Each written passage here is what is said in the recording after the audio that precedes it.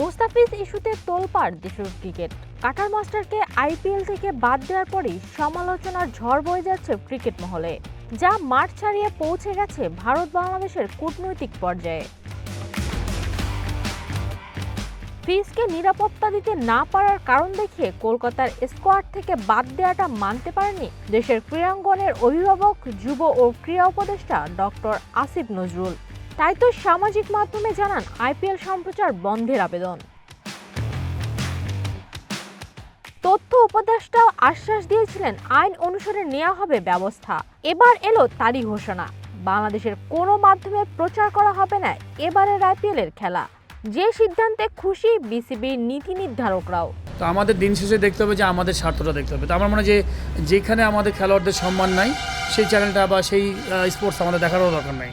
তো আমি মনে করি যে আইপিএলকে সরকার থেকে হয়তো বাংলাদেশে কোনো চ্যানেলে দেখতে দেবে না। আমি খুবই এটা গ্রহণ করি যে না, ঠিক আছে, আমরা দেখবই না ওই খেলা, বিকজ আমরা ক্রিকেটকে ভালোবাসি, অল স্পোর্টসকে ভালোবাসি। কিন্তু আপনি যখন একটা আমাদের নাগরিককে যখন অসম্মান করবেন, আমার কাছে মনে হয় যে ওইটা আমাদেরকে অ্যাভয়েড করা উচিত এবং রাইট ডিসিশন। আমার কাছে মনে হয় যে আইপিএল আমরা দেখতেও চাই না, আর আলটিমেটলি আমি আইপিএল এমনিও পছন্দ করি না ওইভাবে। এদিকে টি-20 বিশ্বকাপ খেলতে ভারতে যাবে না বাংলাদেশ দল, এমন কথা আইসিসির দপ্তরে চিঠি দিয়ে জানায় বিসিবি। সেখান থেকে এখনো আসেনি কোনো উত্তর।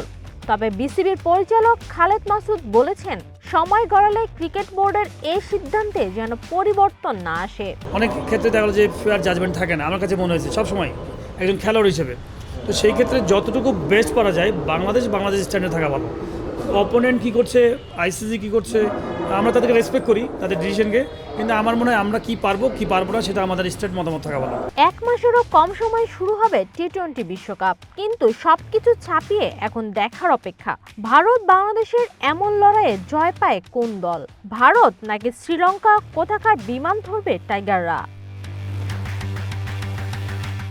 নিবেদিতা বিনতে ওয়াদুদ, ওয়ান স্পোর্টস।